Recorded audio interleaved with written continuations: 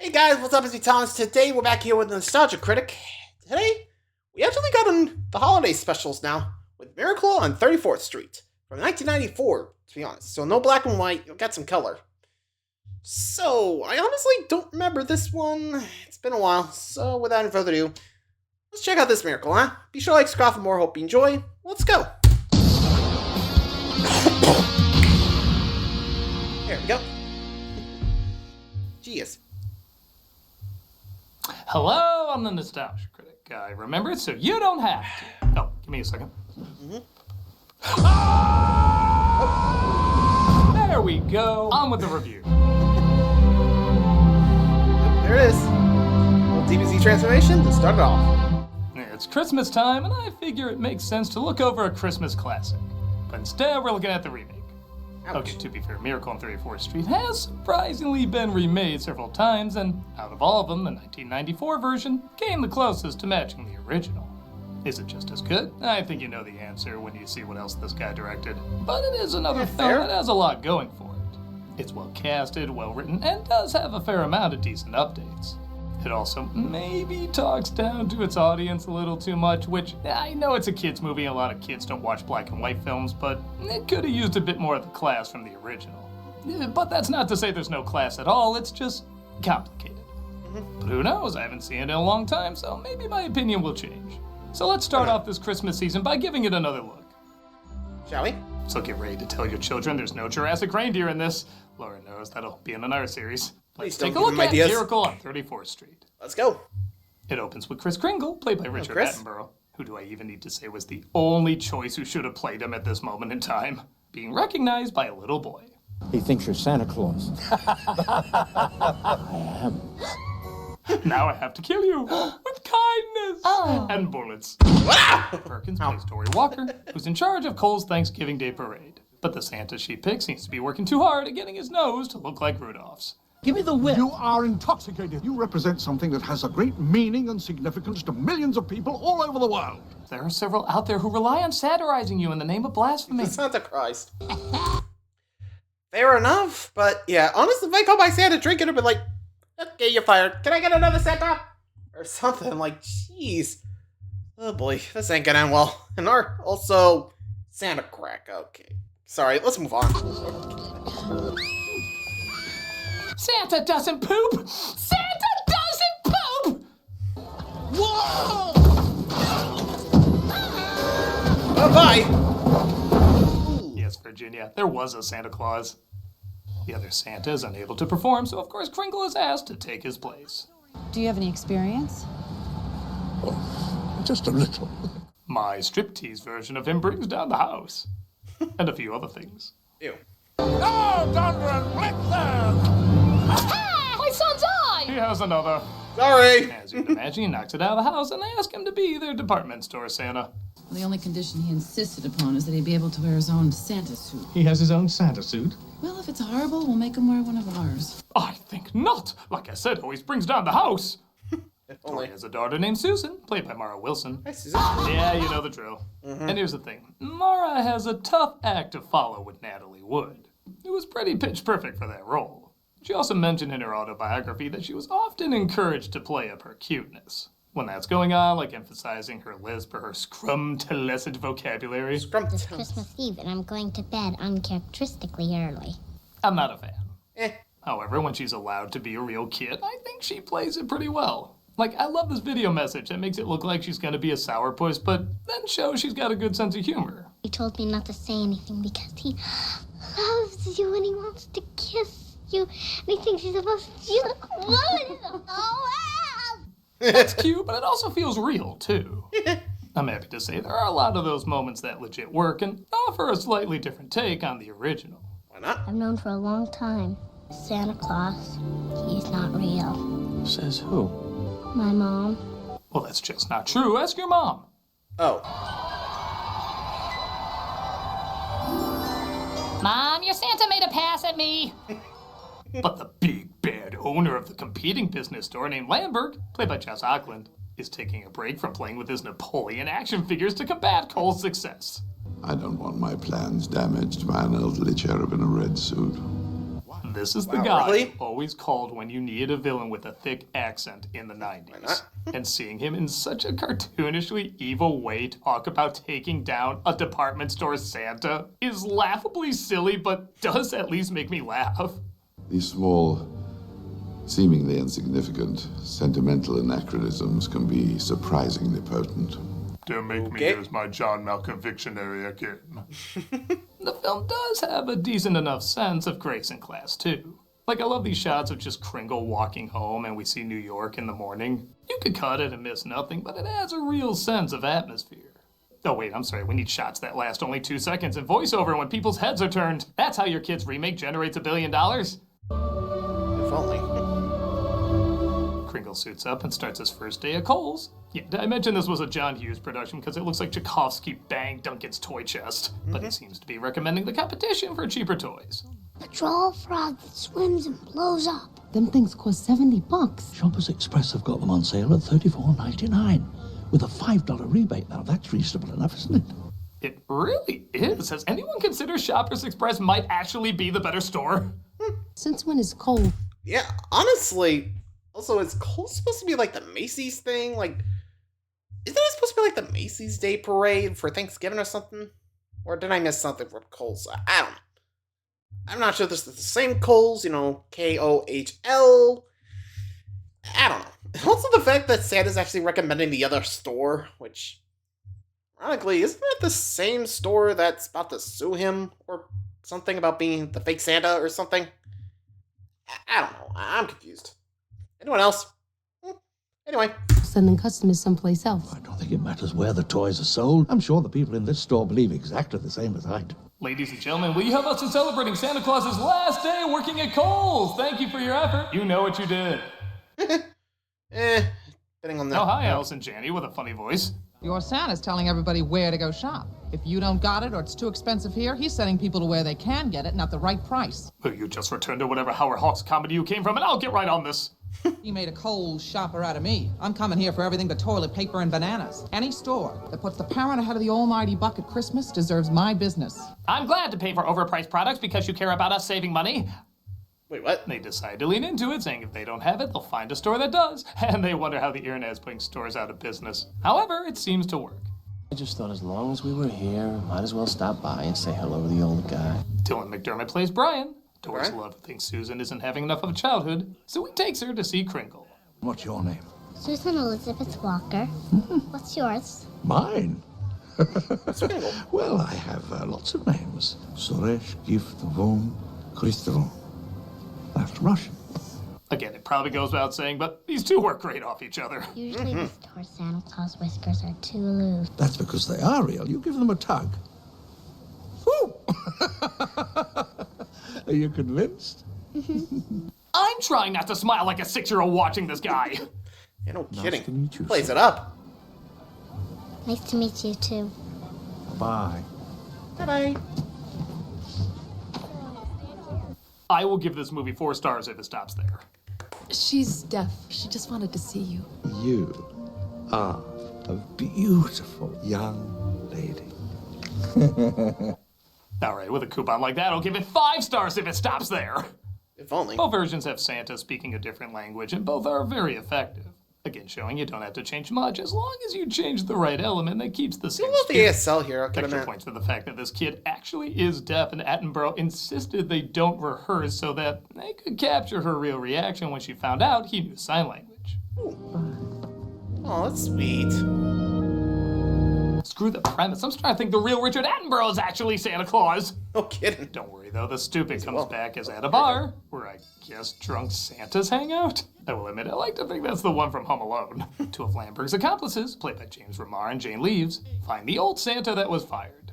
Got a little job I want you to do for me. What kind of job you have in mind? I can make certain candy canes change their size, if you know what I mean. Oh, boy. We'll see.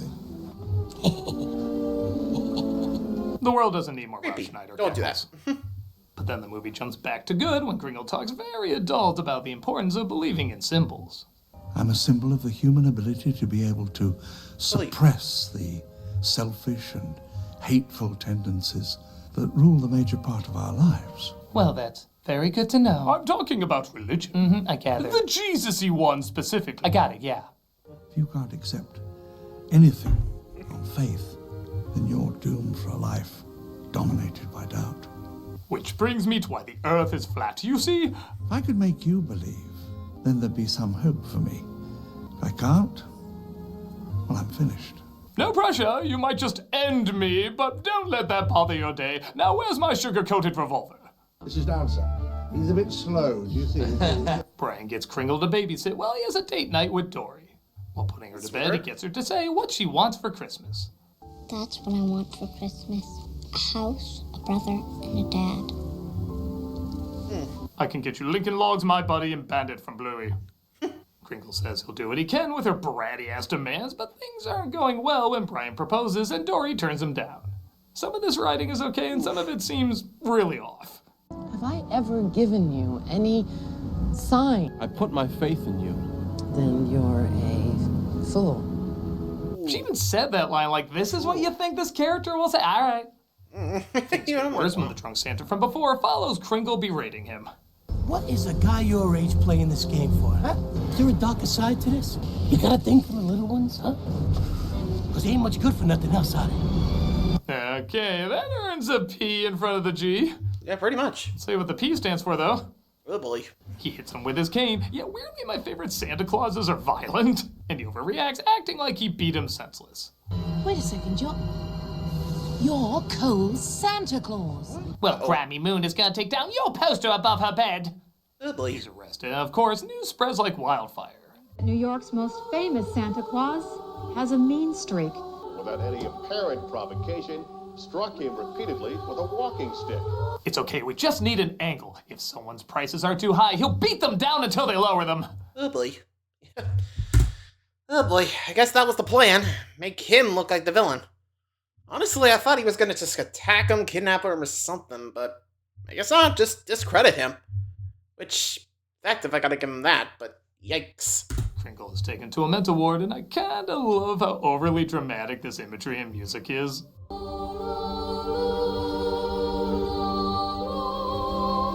Anyone got the cross? They're playing it like he roasted Susan on an open fire. As Dory says, hey Brian, still don't love you, but can you do me a solid and save Christmas? I want you to help him. Somebody you believe in. Brian does decide to represent Kringle, but he's not put away because of the hit, as the charges have been dropped due to no injury, but because he really does think he's Santa Claus. Together, we're gonna prove that there is a Santa Claus and that you're him. Brian decides, I always wanted to be a baker anyway, and he throws his life as a lawyer away, trying to convince everybody he really is Santa. The judge is the same person his grandson recognized him at the beginning. That's a clever touch. How's that grandson of yours? He thought I looked like Santa Claus. Oh, yeah. Conflict of interest, I recuse myself. A different judge comes in and puts him away forever. Merry Christmas all sucks. Ouch. My name is Daniel Lowry. What's his name? Santa Claus. Well, how can you be sure? Because he looks like Santa Claus. No further questions. Tell me, Danny, do you think you're a dog named Pickles? Yes. No further questions. Next witness, your wife? Oh wait, it is the lawyer's wife. Your husband told your children that there is a Santa Claus? Yes. Divorce bells are ringing. Oh boy. Mr. Collins, do you wish to cross-examine Your wife? your wife? Awkward. Judge needs his own TV show. Hey. The questions are just as silly as the original, but also just as fun. If you don't take it too seriously, which obviously you're not supposed to, there is a cleverness to it all. With that said, there are some times where I'm like, maybe this guy should army get guy? some real help. But there isn't any way in which the gentleman can have seen my workshops. They're invisible. My workshops don't exist in the physical world. They're in the dream world. Where Mr. Kruger would do terrible things to. I like a recess. Yeah, can we recess A now? reindeer to see if he can get it to fly. I cannot make this reindeer fly. I didn't think so. He only flies on Christmas Eve. Hey! Though on occasion Prancer flies whenever he wants to remember the 60s. Honestly, that's a good way to fight it. Just like, yeah, why he only flies on Christmas? Or just Christmas Eve. You get the idea. So, yeah, just build the power to... Now you can fly. Fair enough. Even though there are some well-written poetic lines. If you rule against him, you won't destroy anyone's belief, but you will destroy the man they believe in. You gotta question if they're handing their defeat on a silver platter. Which is worse? A lie that draws a smile, or a truth that draws a tear? So you just admitted this is a lie. That makes me smile and everyone else cry. Next case. Ouch. Brian's not hopeful, as even the judge admits he's very nice, but he's kind of stuck in a corner. I can't sit up on that bench and declare that there is a Santa Claus. It's all about money, isn't it? Why, you got some? Money does end up saving the day. Yeah, in a courtroom, you're kidding. As rather than use the letter argument in the original, they instead make the argument that if God can be printed on money despite there being no proof of existence, Santa might as well get the same treatment. Or rather, the judge says all that while Brian just circles a dollar bill. Federal government puts its trust in God. It does so on faith. It's the will of the people that guides the government, that gave and gives cause to the inscription on this bill. Honestly, Thank kind you. of like the I'll letter. hear a counter argument from me. I know it said. Yeah, honestly, I think I would have liked the letters. I'd be like, geez, there's so many kids here. We can't do that. He's free to go. Honestly, I like that, and other than the whole "in God we trust," which, I don't know. Even with the bill, wouldn't that just thought the case as bribery or something? It's a literal bribe, ain't it? If I was a lawyer, I would be like, Your Honor, I want to accept that. That's a bribe. Or something like that. I don't know. That's what I would have done if I was the evil lawyer. Anyway. This in the past, but I do like this argument more. Both versions are fine. I just think this one dives a little bit more into faith and how it's valued in America. I just find it a little bit more interesting. Congratulations, counsel. Thank you. Actually, my plan was to make it look like the judge took a bribe from a child to get a mistrial, but I guess this works too. Merry Christmas, Mr. Kringle. Merry Christmas to you, Mr. Collins. Thank you. There will be a big Santa dump in your slippers this year. What? Kringle is set free, and I guess these two are getting married. Yeah, kinda forgot about this, where Kringle has them meet at the church and just has a priest ready to hitch them without them even knowing. Did you arrange this? You didn't. I didn't. Are you ready For what? to get married? There's kids' film logic, and then there's, wait, why don't we have a conversation lasting didn't- more than 2 I minutes didn't agree to about this. Like, next year, I think Susan would have counted as delivering on the gift. It didn't literally have to be Christmas before midnight Eastern Standard Time.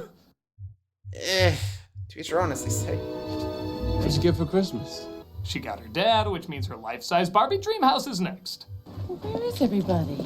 You got a bonus. That's what we said last night while we were consummating the Brian! Alright, Ann. Ask Mr. Kringle for. A baby brother. Guess we'll scrap that appointment to Planned Parenthood. Uh-oh. Let's roll. Every time I see this movie, I shout, "Where's his damn cane?" And the movie ends. Oh. So that was Miracle on 34th Street, and I will admit it is a little better than I remembered. Yeah, no kidding. Actually, it's a lot better than I remember it. Yeah. When I look at it more as a kid's movie, I do excuse the things that don't work a lot more. The corny moments are still a lot, but compared to how kids' movies are nowadays, there is a sense of patience and atmosphere that is appreciated.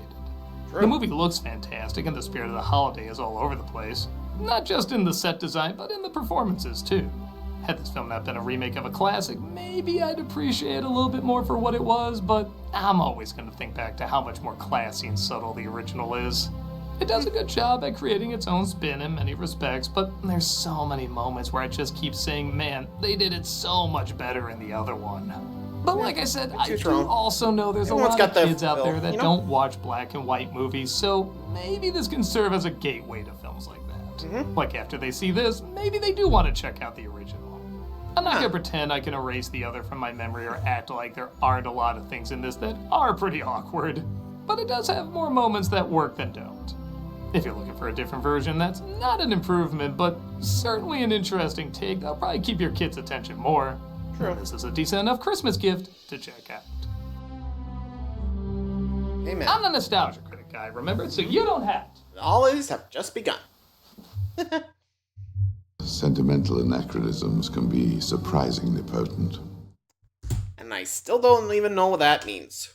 Well, there you go. Miracle on 34th Street. Let me know your thoughts on it. Honestly, it does bring a little whimsy to it all, which you don't see a lot of Christmas movies. I mean, heck, Violent Night's all about horror and, well, mayhem. Until next time, adios.